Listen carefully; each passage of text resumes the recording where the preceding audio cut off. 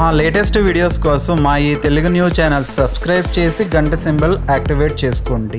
రేపు శనివారం దశమి ఏకాదశి ముందు రోజు. ఈరోజు ఎవరికీ తెలియకుండా కర్పూరంతో ఇలా చేస్తే చాలు 60 నిమిషాలలో మీ జీవితం మారిపోతుంది. అద్భుతమైన ఫలితాలు వస్తాయి. మీకు ఉండే దరిద్ర బాధల నుండి విముక్తి కలుగుతుంది అని పెద్దలు చెప్తూ ఉన్నారు. కర్పూరానికి నెగటివ్ ఎనర్జీని తొలగించే అద్భుత శక్తులు ఉన్నాయి. సనాతన ధర్మంలో కర్పూరంకు ప్రత్యేక ప్రాముఖ్యత ఉంది. దీనిని పూజ, పారాయణం లేదా మరేదైనా శుభకార్యాలలో తప్పనిసరిగా వెలిగిస్తూ ఉంటారు. ఇది లేకుండా పూజ పూర్తి కాదు. పూజతో పాటు కర్పూరం ఆరోగ్య సంబంధిత సమస్యలను కూడా తొలగిస్తుంది. కర్పూరం ఇంట్లో సానుకూల శక్తిని కూడా సృష్టిస్తుంది. తంత్రశాస్త్రం ప్రకారం కర్పూరంతో చాలా ఉపయోగాలు ఉన్నాయి.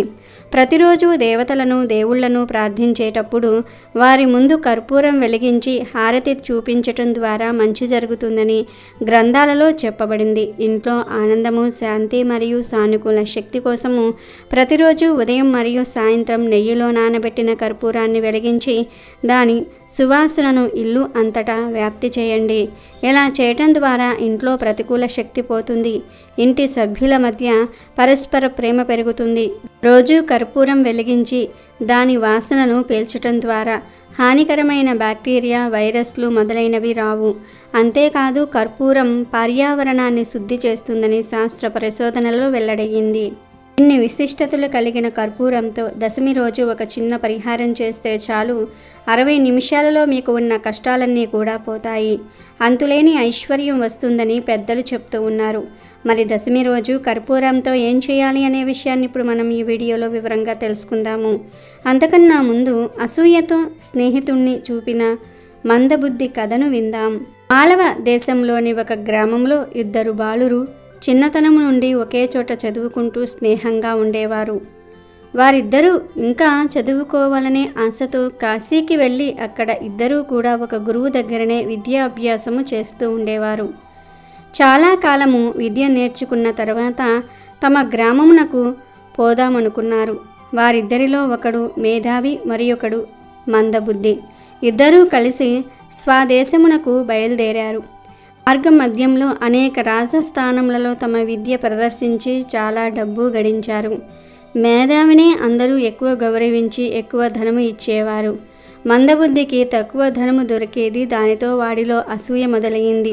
దాంతో మందబుద్ధి ఈ మేధావి గ్రామమునకు పోయిన తర్వాత కూడా అందరూ వాడినే ఎక్కువ గౌరవించి ఎక్కువ ధనము ఇస్తూ ఉంటారు. వీడిని ఎలాగైనా సరిగా మార్గ మధ్యంలో చంపేసి నేనొక్కడినే గ్రామమునకు వెళ్ళాలని నిశ్చయించుకొని అవకాశం కోసం ఎదురు చూడసాగాడు. ఒకనాడు వారు ఊరికి దగ్గరగా ఉన్న అరణ్య మార్గంలో నడుచుచూ అలసిపోయి ఒక చెట్టు నీడలో ఇద్దరూ కూడా విశ్రమించారు. మందబుద్ధి కుతంత్రము తెలియని మేధావి హాయిగా నిద్రపోయాడు. మందబుద్ధికి నిద్ర రాలేదు. తామిద్దరూ ఊరికి పోయిన తర్వాత అందరూ మేధావినే గౌరవిస్తారు. వాడే ఎక్కువ ధనము సంపాదిస్తాడు. నన్నెవరూ గౌరవించరు. వీడిని ఎలాగైనా సరే చంపివెయ్యాలి. కానీ వీడు నాకు చిన్ననాటి స్నేహితుడు కదా, నన్ను నమ్మి హాయిగా నిద్రపోతున్నాడు. వీడిని చంపుట అధర్మము కదా. ఇంటికి వెళ్ళి వీడి తల్లిదండ్రులకు, బంధువులకు ఏమని చెప్పాలి అని దైవది భావనతో ఆలోచిస్తున్నాడు. చివరకు అధర్మమే గెలిచింది. ఆ మందబుద్ధి వీడిని ఇక్కడే చంపివేసి పులి వాడిని చంపి వేసిందని చెప్తామనుకుని మేధావి తలను తన కాళ్ల మధ్య ఇరికించుకొని కత్తి తీసి మేధావిని చంపబోయాడు. అంతలో మేధావికి మెలకువ వచ్చి నన్ను చంపవద్దు అని బ్రతిమిలాడాడు. నీకు నేనేమి అపకారము చేశాను? నిన్ను నా తమ్ముని వలె ప్రేమగా చూసుకున్నాను. ఊరికి వెళ్ళిన తర్వాత ఈ ధనము నీకే ఇచ్చివేసి నేను నా తల్లిదండ్రులను తీసుకుని వేరే దేశమునకు వెళ్ళిపోతాను. నీకు నేను అడ్డురాను, నన్ను చంపవద్దు. మా తల్లిదండ్రులకు నేను ఒక్కడే కొడుకును అని పరిపరి విధములుగా బ్రతిమిలాడాడు. కానీ మందబుద్ధి మనసు కరగలేదు. సరే, వీడి నన్ను చంపక మానడు అనుకుని మేధావి మా తల్లిదండ్రులకు నా ఆఖరు మాటగా అప్రశిఖ అని మాత్రము చెప్పు అన్నాడు. మందబుద్ధి సరే అని చెప్పి మేధావి గొంతును ఖడ్గంతో నరికి చంపివేశాడు. తర్వాత ఊరు చేరుకొని దొంగ ఏడుపు ఏడుస్తూ మేధావి తల్లిదండ్రులతో మీ వాడిని పులి అడవిలోనికి లాక్కుని పోయి చంపి వేసిందని చెప్పాడు. పులి లాక్కొని వెళ్ళేటప్పుడు మీ కొడుకు మీకు తన ఆఖరు మాటగా అప్రశిఖ అనే పదం చెప్పమన్నాడు అని చెప్పాడు.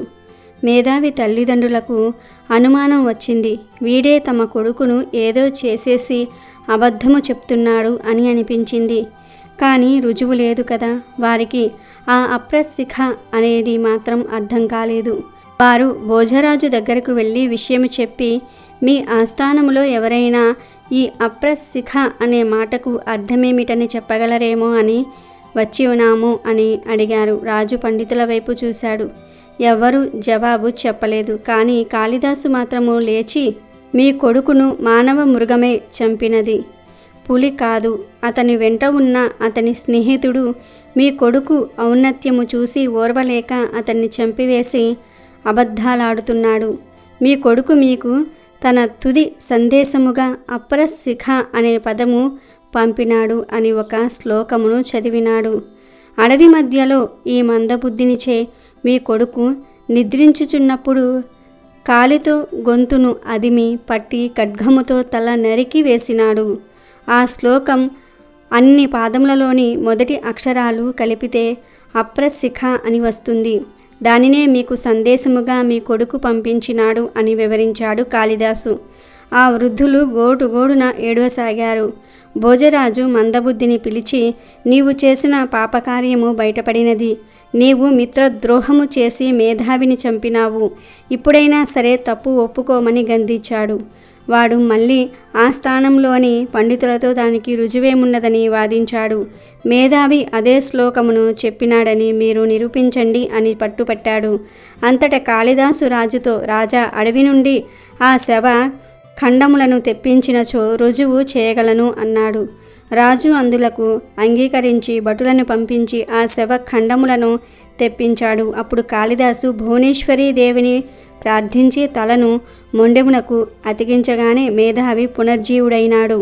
అప్పుడు అందరూ కూడా అతనిని ఆ అప్రశిఖ అను ఆ సాంకేతిక మాటకు అర్థమేమిటని అడిగారు. మేధావి కాళిదాసు చెప్పిన శ్లోకమునే చెప్పాడు. మందబుద్ధియే తనను చంపినాడని చెప్పెను. అప్పుడు భోజరాజు మందబుద్ధిని కఠినముగా శిక్షించి మేధావిని తన కొలువులో ఆస్థాన కవులలో ఒకనిగా నియమించాడు. ఇక వీడియోలోకి వస్తే, ఎవరైతే తీవ్రమైన ధన సమస్యలతో ఆరోగ్య సమస్యలతో బాధపడిపోతూ ఉంటారో వారు దశమి రోజు చక్కగా 5 కర్పూర బిళ్ళలను తీసుకోండి. ఆ 5 కర్పూర బిళ్ళలను మీ చేతిలో పట్టుకొని మీ చేతితో మీరే తల చుట్టూ కూడా 7 సార్లు సవ్య దిశలో 7 సార్లు అపసవ్య దిశలో తిప్పుకోండి. అంటే ముందు ఇంటి నుండి బయటికి వచ్చేసి ఇంటి బయట కర్పూరం బిళ్ళలను దిష్టి తీసినట్లుగా తల చుట్టూ కూడా తిప్పుకోండి. తర్వాత ఆ కర్పూరం బిళ్ళలను ఒక వైట్ పేపర్లో వేయండి. ఈ కర్పూరంతో పాటు ఒక బిర్యానీ తీసుకొని, అంటే బిర్యానీ ఆకును తీసుకొని ఆ బిర్యానీ ఆకులను ముక్కలుగా కట్ చేసి నలిపివేసి ఆ పేపర్లో వేయండి. తర్వాత అగ్గిపుల్లతో కర్పూరం బిళ్ళలను వెలిగించండి. కర్పూరం, బిర్యానీ ఆకులు, పేపర్ మొత్తం పూర్తిగా కారిపోయే వరకు మీరు అక్కడే ఉండండి. అవన్నీ కాలిపోయిన తర్వాత మీ కాలితో ఆ బూడిదను 3 సార్లు తొక్కి ఆ తర్వాత కాళ్ళు కడుక్కొని ఇంట్లోకి వెళ్ళండి. దశమి రోజు రాత్రి సమయంలో చాలా రహస్యంగా ఈ పరిహారాన్ని చేయాలి.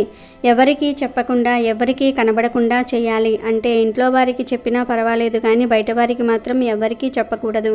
చెప్తే ఎటువంటి ఫలితం రాదు. దశమి రోజు సాయంత్రం చీకటి పడిన తర్వాత మాత్రమే ఈ పరిహారం చేసుకోవాలి.